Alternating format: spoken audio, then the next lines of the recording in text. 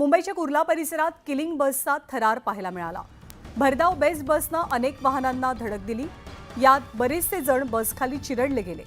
या अपघातात एकूण 7 जणांचा मृत्यू झालाय तर 33 जण जखमी आहेत। कुर्लामधल्या आंबेडकर नगर परिसरातनं 332 क्रमांकाची बस अंधेरीकडे निघालेली होती। याच वेळेला बस चालकाचं नियंत्रण सुटलं आणि या बसनं जवळपास 10 ते 15 गाड्यांना धडक दिली। जेव्हा हा अपघात घडला तेव्हा अपघातग्रस्त बसमध्ये जवळपास 60 प्रवासी होते अशी माहिती पोलिसांनी दिली आहे। या प्रकरणी बस चालक संजय मोरे याला पोलिसांनी अटक केली आहे। या बस चालकावरती सदोष मनुष्यवधाचा गुन्हा दाखल झालाय। दरम्यान या प्रकरणाची व्हिडिओ कॉन्फरन्सिंगद्वारे सुनावणी घ्यावी अशी मागणी पोलिसांनी केली आहे। या अपघाताचं नेमकं कारण काय याचाही तपास पोलिसांकडून केला जातोय। दरम्यान या अपघाताचं सीसीटीव्ही फुटेज न्यूज 18 लोकमतच्या हाती लागलंय। रस्त्यावरती वाहनं आणि पादचारी यांची गजबज असताना ही भरधाव वेगानं आलेली बस रस्त्यावरच्या अनेक वाहनांना धडक देत पुढे गेली।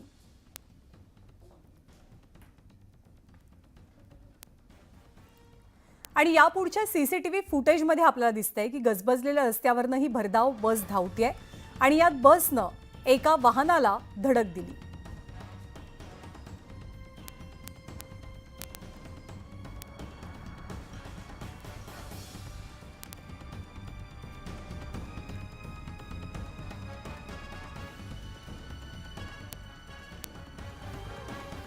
आणि यापुढची दृश्य आहेत अपघाताच्या थरारानंतरची दृश्य। बाईकसह एका गाडीचा सुद्धा या दृश्यांमध्ये चक्काचूर झाल्याचं आपल्याला दिसतंय आणि यावरूनच या बेस्ट बसचा वेग नेमका किती होता याचाही अंदाज लावण्यात येतोय। तर कुर्ला परिसरात काल संध्याकाळी 7च्या आसपास हा अपघात घडला आणि या अपघातानंतर एकच हलकल्लोळ माजला। या अपघातामध्ये जो दोषी बस चालक आहे त्याची कसून चौकशी केली जाते। एकूण 7 जणांचा मृत्यू झालाय तर 33 जण जखमी झालेत। पण या घटनेनंतर अनेक सवाल उपस्थित होत आहेत की या बेस्ट बस चालकाला व्यवस्थित ट्रेनिंग दिलं होतं की नाही, त्यानं मद्यप्राशन केल्याचा अंदाज किंवा भीती सुद्धा अनेकांकडून व्यक्त होते। त्याची सत्यता काय हेही पडताळण्याचा पोलिसांचा प्रयत्न आहे। आणि अपघातानंतर तिथल्या स्थानिकांनी बस चालकाला पकडलं आणि पोलिसांच्या ताब्यात दिलं। यावेळी जमावातल्या काही जणांनी चालकाला मारहाण सुद्धा केली।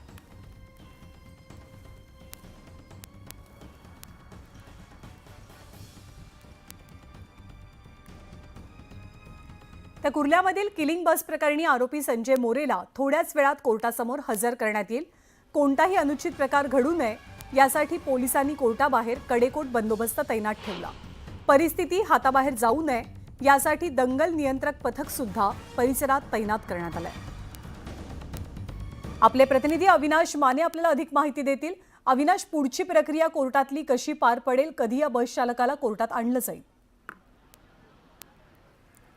नक्कीच पाहिलं संजय मोरे या बेस्ट बस चालकाने काल एकंदरीत 20 ते 25 गाड्यांना जे आहे ते जोरदार धडक दिली आहे। त्यामध्ये पाहिलं तर रस्त्यावरून चालणारे काही लोक आहेत त्या बेस्टच्या बस खाली आले। त्यामध्ये पाहिलं तर आत्तापर्यंत 7 जणांचा मृत्यू झाला आणि एकंदरीत 49 जण जे आहे ते जखमी आहेत। त्यांच्यावरती जर पाहिलं तर जवळ रुग्णालयात जे आहे ते सध्या उपचार सुरू आहे। जर पाहिलं मी सध्या कुर्ला कोर्टाकडे याच कोर्टामध्ये जे आहे ते आता आरोपीला या ठिकाणी आणण्यात येणार आहे। त्या ठिकाणी पाहिलं तर कडेकोट जे आहे तो पोलीस बंदोबस्त जे आहे तो तैनात करण्यात आला आहे। दंगल नियंत्रण पथक देखील या ठिकाणी तैनात करण्यात आलेला आहे।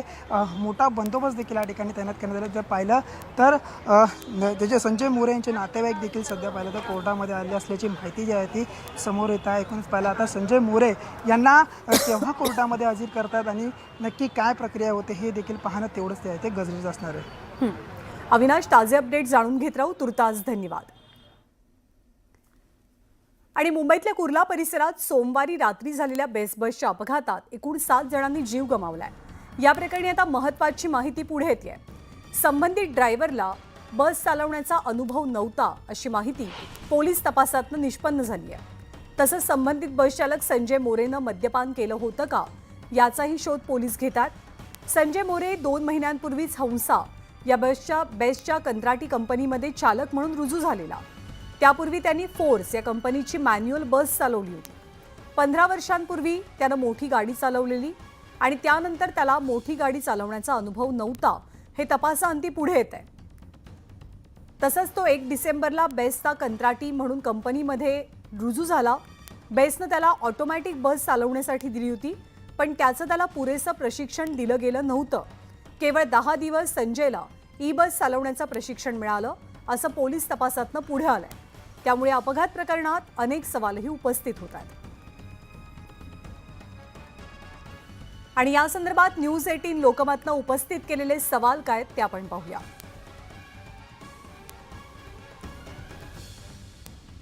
बेस्ट बसमध्ये काही तांत्रिक बिघाड झाला होता का?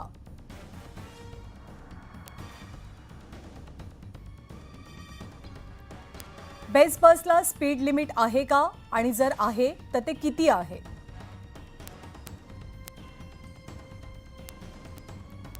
बेस्ट बसच्या ड्रायव्हरला किती कालावधीचं किंवा किती वेळाचं ट्रेनिंग देण्यात आलेलं होतं?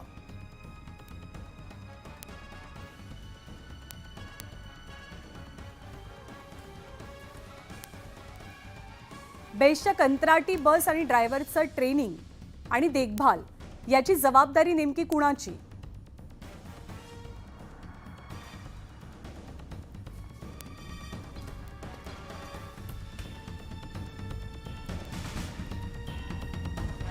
आणि कुर्ल्यामध्ये झालेल्या बेस्ट बसच्या अपघातामध्ये 18 वर्षीय शिवम कश्यपचा मृत्यू झालाय. भूक लागली म्हणून काहीतरी खायचंय यासाठी तो घराबाहेर पडला होता. थोड्या वेळानं जोरात आवाज झाला आणि त्याचे वडील घराबाहेर आले की नेमकं काय झालंय हे बघण्यासाठी. त्यावेळी बसचा अपघात झाल्याचं त्यांच्या लक्षात आलं आणि ते लोकांच्या मदतीसाठी धावले. गाडीखाली अडकलेल्या अनेकांना ते बाहेर काढत असतानाच त्यांना स्वतःचा मुलगा सुद्धा बेशुद्ध अवस्थेत दिसला. त्यांनी लागलीच त्याला रुग्णालयात दाखल केलं, मात्र तोवर त्याचा मृत्यू झाला होता. मुलाच्या मृत्यूनंतर संपूर्ण कश्यप कुटुंब धक्क्यात आहे. त्याच्या वडिलांशी बोलताना वडिलांना शब्दही सुचत नव्हते.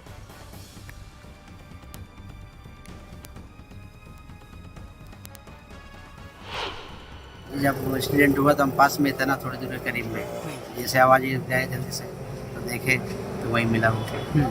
किस हालत में मिला कि आपको पता था कि आपका बच्चा भी इसके एक्सीडेंट की चपेट में आ गया? कब मालूम पड़ा आपको? बेहोशी की हालत में था वो। आपको कैसे मालूम पड़ा कि आपका बच्चा भी बस के हादसे में शिकार हो गया? कैसे मालूम पड़ा आपको? गए थे ना वहाँ पे, हाँ, क्या क्या क्या देखा आपने वहाँ पे तब? देखा तो बेहोश पड़ा था, हाँ तो इसको गोद में लिया था, हाँ हमने देख लिया, फिर लेकर गए हॉस्पिटल, हाँ। वहाँ पे डेथ हो गई हॉस्पिटल में। आणि यानंतर आपण आणखी एक सीसीटीव्ही फुटेज या अपघाताचं बघणार आहोत. या सीसीटीव्ही फुटेजमध्ये गजबजलेल्या रस्त्यावरनं ही बस भरधाव वेगानं धावताना दिसते. यामध्ये बसनं एका वाहनाला धडक दिल्याची दृश्य आपण पाहू शकतोय. या अपघाताची अनेक सीसीटीव्ही दृश्य समोर आली आहेत आणि त्यातूनच या अपघाताची तीव्रता किती होती किंवा ड्रायव्हरचा बेदरकारपणा कसा होता हे अगदी स्पष्टपणे समजू शकते. आणि कुर्ला बस अपघातात जीव गमावलेल्यांमध्ये 19 वर्षीय आफरीन शहा हिचाही समावेश आहे. अपघाताच्या दिवशी आफरीनच्या नोकरीचा पहिला दिवस होता, मात्र हाच दिवस तिच्या आयुष्याचा शेवटचा दिवसही ठरला. ऑफिसमधनं परतल्यानंतर आफरीननं वडिलांना फोन केला होता. रिक्षा मिळत नाहीये असं तिनं वडिलांना सांगितलं. त्यांनी तिला चालत येण्याचा सल्ला दिला आणि ती या बस अपघाताचा बळी ठरली.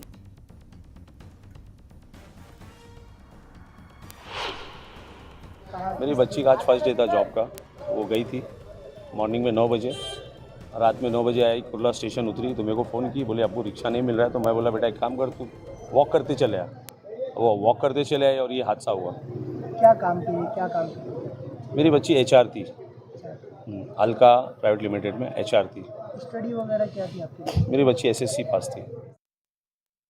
आणि मुंबईच्या कुर्ला परिसरात बेस्ट बसनं अनेकांना चिरडलं आणि या अपघातातनं एक रिक्षावाला थोडक्यात बचावलाय. अनिल कुमार शहा असं या रिक्षा चालकाचं नाव आहे.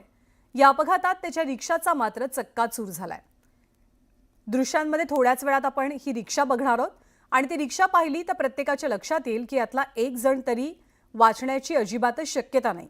पण नशीब बलवत्तर किंवा दैव बलवत्तर म्हणून या रिक्षातील प्रवासी कुर्ला स्टेशनवरती उतरले आणि हा रिक्षा चालक रिक्षा साईडला घेऊन बाजूला लावून चहा पिण्यासाठी म्हणून रिक्षातनं उतरला. तोच पाठीमागे आलेल्या भरधाव वेगानं आलेल्या बसनं या रिक्षाला जोरदार धडक दिली आणि यामध्ये रिक्षाचालक गंभीर जखमी झालाय. त्यांच्यावर सध्या रुग्णालयात उपचार सुरू आहेत. रिक्शे के बाहर खड़ा थे, पीछे से बस आया और जितना था रिक्शा उड़ाया, बैग जितना था सबको उड़ा के गया.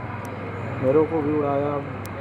मैं लेफ्ट में पूरा लेफ्ट में खड़ा था, तो मैं बचा ना तो बचने को पड़ा। अगर आप रिक्शा में रहते तो रिक्शे में रहता तो बचने का कोई सवाल नहीं उठा बचता। रिक्शा में बैठा रहता, रिक्शा पूरा चिपक गया, रिक्शा बनने लायक भी नहीं है और कहानी उसका खत्म हो गई। आणि या अपघातग्रस्त बेस्ट बसची आरटीओकडनं तपासणी करण्यात आली। या बसची परिस्थिती योग्य होती की नाही हे आरटीओकडनं तपासलं गेलं। या बेस्ट बसचे ब्रेक निकामी झाले नाहीत असं प्रथमदर्शनी निदर्शनास आलंय। आरटीओ अधिकाऱ्यांनी याची माहिती दिली आहे, पण अधिक तपासानंतरच याबद्दलचं भाष्य करता येईल असंही त्यांनी स्पष्ट केलं। एक्सटर्नल जी काही वाहनाची तपासणी सध्या केलेली आहे त्याच्यात तरी परिस्थिती योग्य वाटते, पण पूर्ण जो काही मशीनचा अहवाल किंवा सगळ्या ज्या गोष्टी येतील त्याच्यानंतर बऱ्याच गोष्टी क्लिअर होतील। ब्रेक फेल होता का या संदर्भात खास लगेच त्या गोष्टी कळतात, ब्रेक फेल असेल? सद्यस्थितीत तरी बाहेरून चेक केल्यानंतर ते ओके वाटतंय। कंपनीची ज्या बस कंपनीचे बस बनवतात त्यांच्यासोबत तुमची काही चर्चा हो झाली हो, का? ती लोक पण आहेत, आलेली आहेत, त्यांनाही बोलवलेलं आहे। कुर्ला बाजारपेठ आहे तिथं बस स्टॉप आहे। त्या बस स्टॉपजवळ त्याला थांबायचं होतं, पण त्याला काही थांबता आलं नाही तिथं। तो कोणत्या अवस्थेत होता, ड्रिंकिंग केलेली किंवा त्याचा ब्रेक फेल झाला ते नागरिकांना काहीच कल्पना नव्हती। रिक्शा वाले को उड़ा दिया भाई। मेरा नहीं, मेरे भाई का रिक्शा था, डेली चलता था। एक अकेला कमाने वाला है और आज उसका रिक्शा टोटल लॉस हो गया। अब भाई का पता नहीं किधर है। हाँ अभी हमको आधा घंटा पहले फोन आया, डायरेक्ट हम भाग के आया। कोई बताने को तैयार नहीं है कि तुम्हारा भाई किधर है, गाड़ी किधर है। गाड़ी ढूंढ के निकाला और हम फोटो निकाल रहा है, निकाल रहा, हमको पुलिस वाले रोक रहे, परेशान कर रहे। बोलता जो भी है हम तुमको सुबह पूरा पंचनामा देंगे, सब मिलेगा। इसका जिम्मेदार कौन है? अब मेरा भाई अकेला कमाने वाला, उसका घर परिवार कौन चलाएगा? रिक्शा ड्राइवर है। आणि आताच एक मोठी बातमी हाती येते। या बस अपघात प्रकरणातला आरोपी ड्रायव्हर संजय मोरेला कोर्टासमोर हजर करण्यात आलाय। पोलीस संबंधित आरोपीला टॅक्सीतनं घेऊन आले होते। सुरक्षेच्या कारणास्तव पोलिसांनी हे पाऊल उचललं। खरं तर व्हिडिओ कॉन्फरन्सिंगद्वारे ही सुनावणी पार पडावी अशी मागणी सुद्धा पोलिसांनी कोर्टाकडे केलेली होती।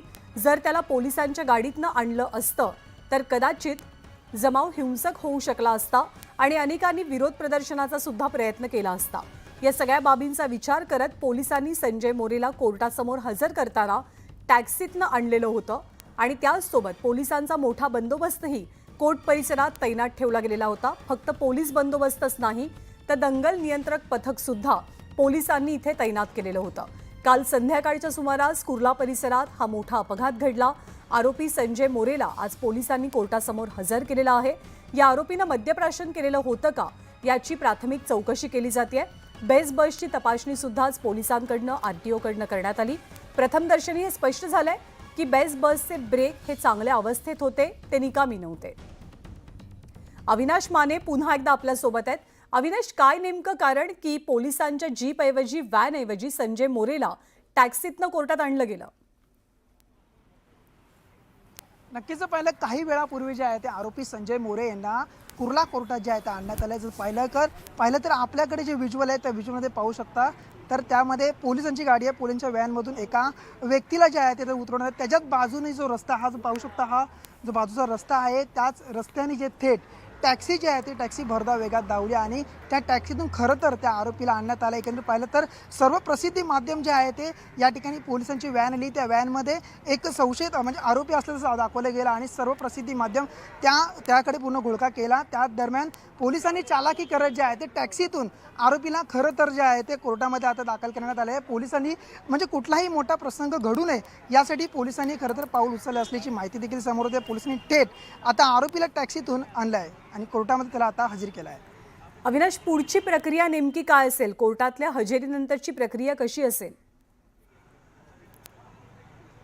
नक्की पाहणं तेवढंच गरजेचं असणार। कोर्टामध्ये आता त्याला दाखल केलं आहे। आता पुढे न्यायालय त्याच्यावरती काय नक्की निकाल देते, काय त्याच्यावरती निर्णय घेते, हे तेवढंच पाहणं गरजेचं असणार आहे। धन्यवाद अविनाश या सगळ्या माहितीबद्दल। तर पोलिसांनी पोलीस व्हॅन किंवा पोलीस जीपमधनं संजय मोरेला कोर्टामध्ये न आणता टॅक्सीनं त्याला आणलं। कोणताही अनुचित प्रकार घडू नये यासाठी पोलिसांनी घेतलेली ही खबरदारी असल्याचं कळतंय. दरम्यान आरटीओच्या एका पथकानं अपघातग्रस्त बसची पाहणी सुद्धा केली आणि यानंतर आरटीओ पथकानं अपघात स्थळावरती जात सुद्धा पाहणी केली आहे. या अपघाताला नेमकं जबाबदार कोण याचा तपास आरटीओच्या पथकाकडनं सुरू आहे. हा अपघात तांत्रिक कारणांमुळे घडला की ती मानवी चूक होती याचा शोध प्राथमिकदृष्ट्या घेण्यात येतोय. तर आरटीओच्या पथकानं आणि पोलिसांनी सुद्धा आज या अपघातग्रस्त बसची पाहणी केली. या बसचे ब्रेक प्राथमिक तपासामध्ये उत्तम स्थितीमध्ये असल्याची माहिती पुढे येते, पण अधिक तपासानंतरच आम्ही याबद्दलची माहिती देऊ शकू असं आरटीओनं सांगितलंय. तर दुसरीकडे जिथे हा अपघात घडला त्या अपघात स्थळाची सुद्धा पाहणी करण्यात आली.